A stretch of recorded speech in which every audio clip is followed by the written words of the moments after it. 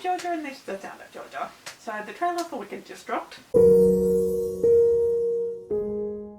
my last video on Wicked a few months back did incredibly well. I did not expect it to be as successful as it was, but there was the odd comment about whether I'd seen the trailer or what did I think of the movie and all that. Because I just so happened to publish that video right as the teaser trailer dropped. How serendipitous. That might have been why it was so successful. The reason I didn't talk about the teaser trailer in the video was because I hadn't seen it when I was filming. That video came up a week later than I expected it to. I just had so much raw footage I had to push it back a week. But given that people were asking about this in my other video and that it is the perfect time to be talking about it, I'm sure there will be lots of other videos talking about this by tomorrow alone. Here are my thoughts on the Wicked movie so far. The teaser left me intrigued. Upon the release of the full one, which I've already watched 3 or 4 times, I am definitely more excited than I was before. With that said, given everything, I'm still apprehensive. After all, this has been so long coming, and not in a we're overdue for a movie adaptation of this musical kind of way. I remember there was an episode of Watch What Happens Live with Andy Cohen that featured Julie Andrews and Idina Menzel. You could probably tell why I watched it. In it, Idina was asked about the Wicked movie, and at the time of the interview, Wicked the movie had been in development, or at the very least in serious talk, for at least a few years. And that episode was from 2014. So this movie has probably been roughly 15 years in the making. And you have to wonder if it takes that long to get around to making it, that might not be a good sign. Still, as one of my favourite musicals, I am excited for an adaptation just at all. And after seeing the trailer, I'm cautiously optimistic. I think the poster does look really cool. It kind of reminds me of the covers for these YA novels. I'm getting more star-crossed lovers vibes than unlikely friendship vibes. I have a feeling that the kiss in the Emerald City and the other, somewhere over the rainbow elements of the book, are not what they were planning on when they were thinking of what to include from the book. Yeah, there are quite a few queer themes in the books. But the trailer does kind of hint at what we might see from the books. It's hard to tell because this is only half the story anyway, but the second part of the book, which is Elfie's time at Shiz, is definitely the easiest bit from the book to include within the adaptation. And we do see a lot of things happening at Shiz that we don't see in the original stage version.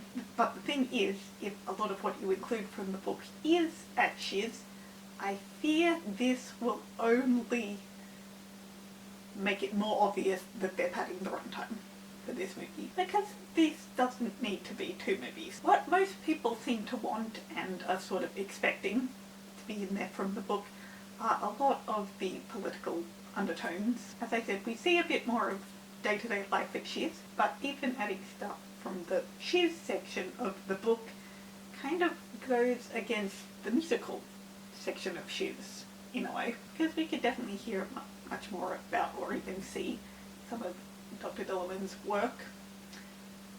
But Elfie is much more focused on that in the book than in studying sorcery. She really doesn't have any interest in it at all in the book.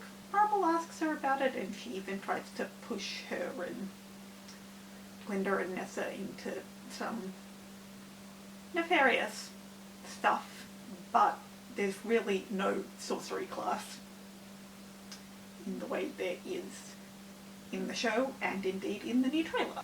So even including some of the most simple elements from the book might disrupt the musical timeline a bit.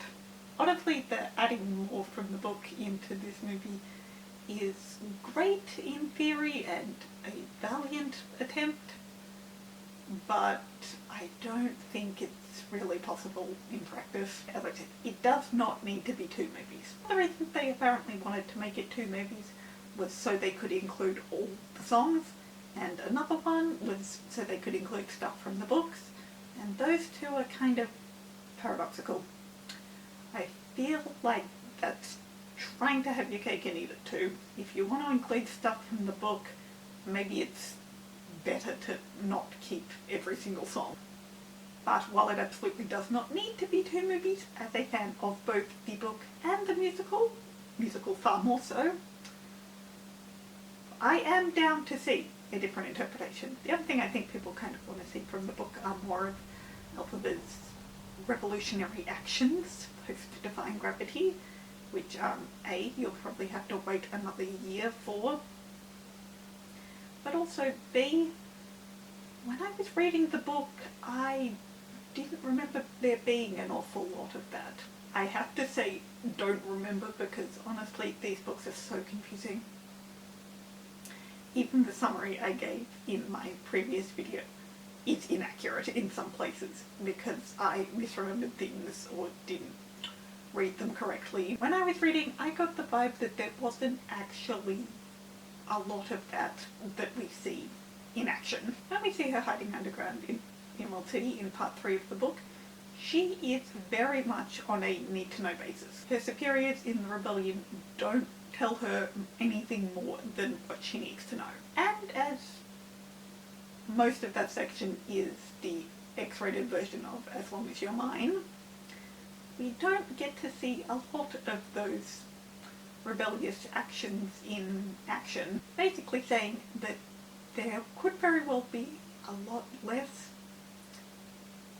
of that going on in the original book than people might initially think, meaning adding it would not be including stuff from the book directly. But again, there's a lot of stuff in the book that went over my head. And after Fiora dies, she spends most of the rest of the book stuck at Kyamoko, sulking. She's not actually active in all that many rebel activities. One thing weirdly that I think they could work into the movie that's from the book is Fiora's childhood bride arranged marriage situation. I could definitely see them throwing that in there as more a backstory than anything else. Putting it into practice later on with Elfie would be different, but I could definitely see them putting that in Fiora's backstory. Seeing any of that in action would be very different.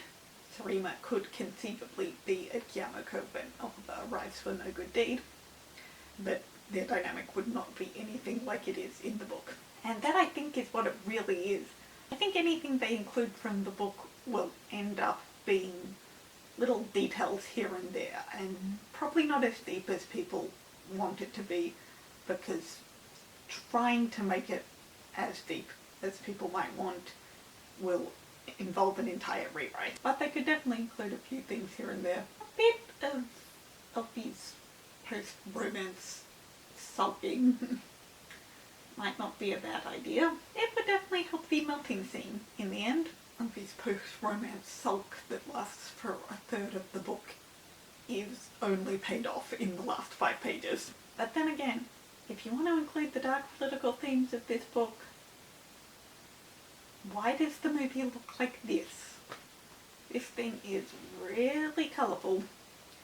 It definitely seems like visually they want to go for a more Wizard of Oz aesthetic rather than a Wicked the Stage musical aesthetic. Which again, I'm all down for different interpretations, but it's just interesting because this definitely looks far more like The School for Good and Evil than Wicked as we know it on stage. And no, I'm not just talking about Michelle Yeoh, but come on.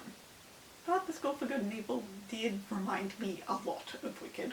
When I first read the books a few years ago, and when I watched the movie a few months ago, I got a lot of Wicked vibes. Sophie and Agatha from The School for Good and Evil are so similar to Elfie and Glenda. So if you want something that has major Elfie friendship vibes, check out the School for Good and Evil series. But even with it looking so much like the School for Good and Evil overall, Dr. Dillamond looks exactly like the illustration of him in the original book. I mean, obviously he's meant to be a goat, but given the fact that it's not a puppet in the stage musical, you kind of do a double take when you see this. Cynthia looks really cool as Elfie. I love those glasses. Ariana was was not as painful as I was worried she might be. Popular is going to be very over the top, but I think it might end up being a full montage, and I think that could work for a movie. It turned Fanny into a guy, not really sure why, but no problem with it. And the I'm coming was very cute. This is your moment, I'm coming. As I said, I am excited and cautiously optimistic for this, but I think there's a very good chance it won't work as well as we want it to. But I'm more than happy to be proved wrong. I'd still rather have a pro shot though. But there we go, there are some of my rambly thoughts about the new Wicked movie. And yet, once it does come out, I will do a full video on it. And yes, that one about Nessa Rose is still coming. Maybe I should just wait until after the movie comes out for it. Anyway, I hope you enjoyed. Let me know, are you looking forward to the movie? Have you seen the trailer? I'll link it in the down below. Do you think it can work with parts from the book?